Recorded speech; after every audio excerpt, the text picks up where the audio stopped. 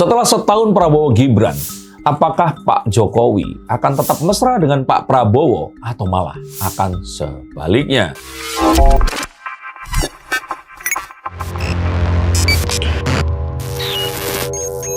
Halo, saya Sugeng, kembali berjumpa bersama saya Denny Darko. Tidak ada yang namanya misteri, yang ada adalah tanda-tanda kita semua coba untuk mengerti serangan-serangan terhadap Jokowi yang semakin masif dan juga cancel yang mulai terjadi di sosial media. Apakah membuat Pak Prabowo akhirnya memutuskan untuk udahlah, gua kayak nggak main lagi nih sama si Wiwi. Akankah ini menjadi momen yang akan menuju perpisahan yang ditunggu oleh para pembenci Jokowi? Ataukah akan menjadi sesuatu yang membuat mereka bermuram durja? Prabowo, Jokowi untuk selamanya. Kita tahu ya, 1 tahun pemerintahan Pak Prabowo ini cukup sukses nilainya, tapi kita nggak bahas itu karena itu di konten sebelumnya.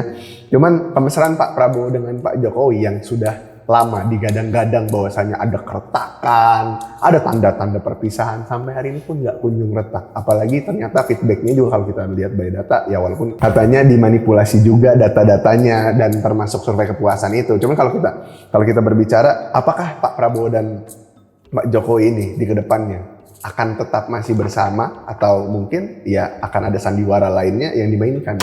Kita lihat dulu dari hasilnya. Survei kepuasan terhadap Prabowo dan Gibran ini melebihi survei yang dilakukan pada tahun yang sama, di periode yang sama, maksudnya periode yang sama ya, di tahun-tahun awal yang sama terhadap Pak Jokowi. Dan ini lebih tinggi bahkan. Pak SBY ini jauh lebih tinggi, bedanya berapa? 18%. Dari zaman Pak SBY ke Pak Jokowi itu 18%, Pak Jokowi lebih tinggi. Dari Pak Jokowi ke Pak Prabowo 15% lebih tinggi. Berarti sekitar 33%. Iya, sekitar segitu.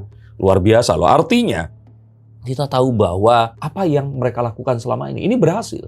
Nah, sekarang kebayang kalau seseorang berhasil melakukan sesuatu, masa iya dia akan terus kemudian menghilangkan apa yang mereka sudah lakukan? Manusia tuh biasanya kan kalau mereka melakukan satu hal terus kemudian mereka merasa ini menghasilkan sesuatu, mereka akan mengulang itu.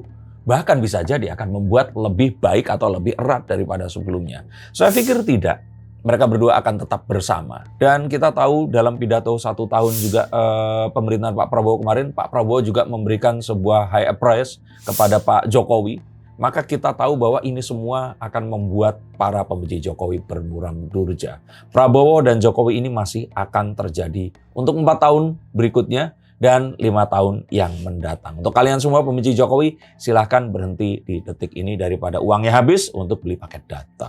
Tapi kalau kita bilang ya, maksudnya setelah pemerintahan Pak Prabowo dan Gibran ini berjalan 1 tahun, kayaknya ada juga langkah-langkah Pak Prabowo untuk apa ya bahasanya? Walaupun di pidato 1 tahun kemarin juga kembali lagi disebut nama Pak Jokowi, tapi kalau kita bilang mengurangi intensitas muncul bersama dengan Pak Jokowi. Sebenarnya maksudnya kan makanya banyak haters Pak Jokowi juga menyimpulkan bahwasanya ada keretakan nih.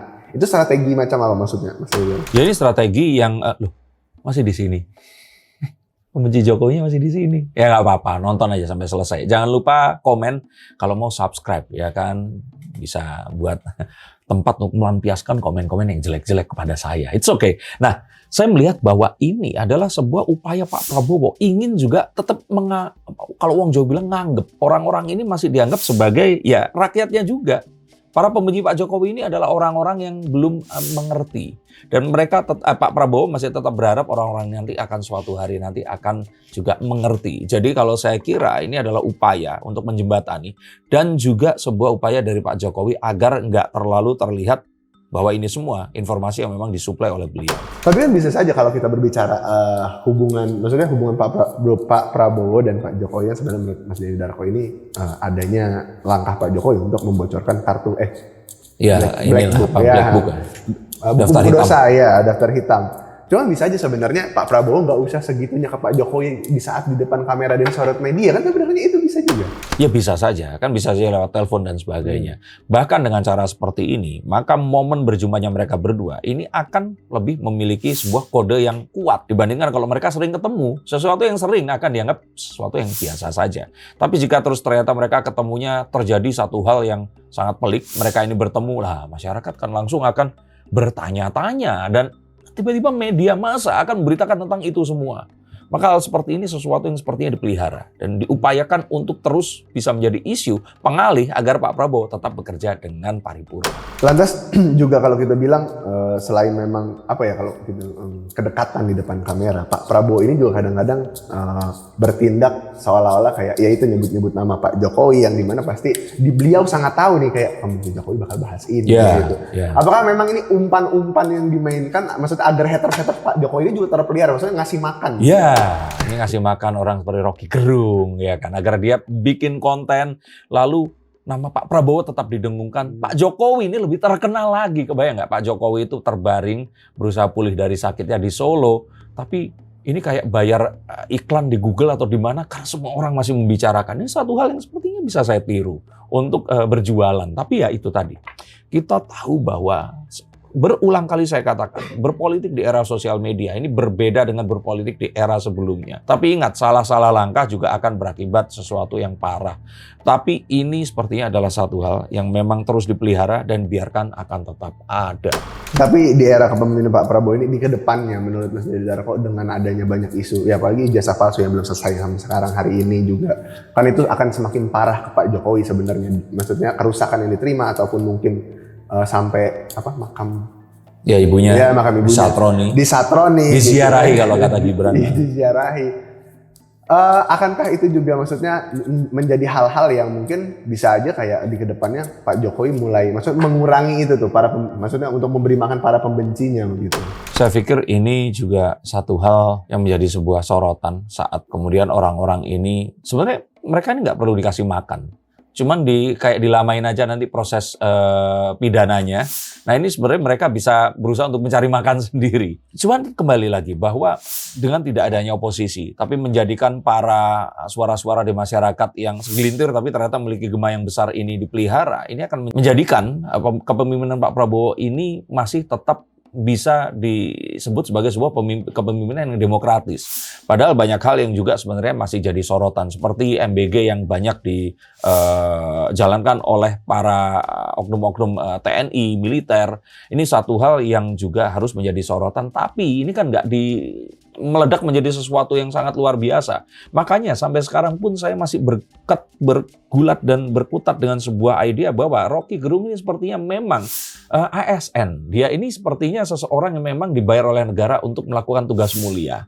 Melindungi Pak Prabowo dengan menjadikan Pak Jokowi sebagai samsaknya. Jadi saya merasa bahwa ini adalah satu hal yang makin menunjukkan bahwa Pak Prabowo dan Pak Jokowi ini akan tetap bersama. Jadi kalian tinggal gampang.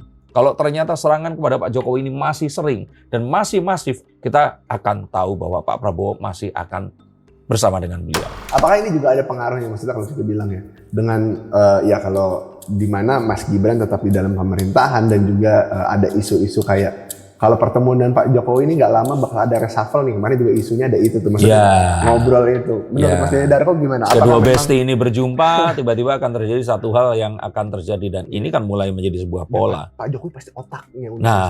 Bisa jadi memang ternyata selama ini presiden kita itu masih Pak Jokowi dan Pak Prabowo ini sebenarnya dikontrol oleh beliau melalui sebuah mikro mesin yang dimasukkan ke dalam tubuhnya dan dikontrol lewat sebuah lab rahasia di Solo Raya. Jadi komik kayaknya keren. Tapi biarlah hal seperti itu tetap ada. Dan ini semakin menutup celah dan juga tempat untuk berkembangnya tokoh yang baru. Sekarang kita juga lihat bahwa nggak ada tokoh yang akan bisa menggantikan Pak Prabowo. Karena semuanya ini masih tetap setuju Pak Prabowo memimpin hingga 2029 dan melanjutkan ke 2034 nanti. Bahkan Mas Anies ini mulai sudah nggak terdengar sama sekali. Saya mencoba untuk masuk ke grup-grup, saya masuk loh grup pencinta Anies Baswedan dan di Facebook. Bahkan mereka mulai untuk memasangkan Mas Anies dan Pak Purbaya di masa mendatang. Itu sama-sama absurd ya dengan orang-orang yang mencoba untuk menganggap bahwa Pak Prabowo ini sudah tidak dikendalikan oleh Pak Jokowi. Bukan tidak dikendalikan. Pak Prabowo ini tidak berteman lagi dengan Pak Jokowi. Secara kalian ini lupa kalau dulu Mayor Teddy yang sekarang Letkol ini adalah ajudan Pak Jokowi. Maka kita sebenarnya tahu bahwa jembatannya ini masih tetap Letkol Teddy ini tadi. Dan semua yang terjadi ini masih tetap kerjasama tag team di antara mereka berdua ini tadi. Kalau kalian suka baca komik Dragon Ball, ini sebenarnya Son Goku dan Vegeta. Dulu itu berseteru kemudian berkawan untuk melawan serangan dari planet rumah mereka dulu ada. Planeta apa ya namanya? Namanya. Tapi seperti yang kita tahu ya, di mana di zaman dulu pun di saat Pak Prabowo sama Pak Jokowi muncul berdua selalu dibilang kayak, oh Pak Jokowi cawe-cawe pemerintahan Pak Prabowo nih, bahasan kayak gitu. Nah lantas menurut Mas Dedar kok hingga 1 tahun pemerintahan Pak Prabowo, seberapa besar nantinya Pak Jokowi masih cawe-cawe di pemerintahan Pak Prabowo lah bahasanya? Saya pikir ini masih akan tetap terjadi dalam 4 tahun kepemerintahannya. Bahkan nambah 9 tahun dari sekarang. Puas-puasin kalian semua untuk memiliki fisik yang kuat untuk terus membenci Jokowi. Dan serangan kepada Pak Prabowo ini sepertinya baru akan muncul di akhir-akhir tahun karena menjelang pemilu. Tapi sebelum itu Pak Prabowo akan memiliki dukungan dan sokongan yang kuat dari masyarakat.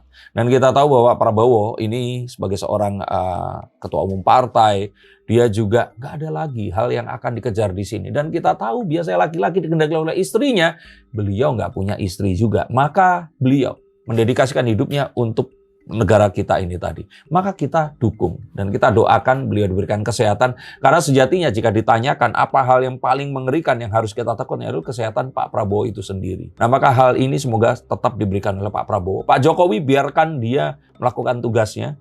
Anaknya Mas Gibran lebih kasihan lagi, tugasnya sebagai bodyguard, tapi ya sudah, kita biarkan agar Pak Prabowo tetap bisa melakukan tugasnya juga, dan kita doakan semuanya ini akan tetap terjadi hingga akhir di 2034 nanti. Apakah kalian termasuk orang-orang yang dari tadi harusnya segera nggak ngikutin ini, atau ada sampai akhir sini? Tuliskan kalian berada di mana, tuliskan komentar kalian. Terima kasih atas atensinya dan sampai jumpa di konten yang berikutnya. Salam.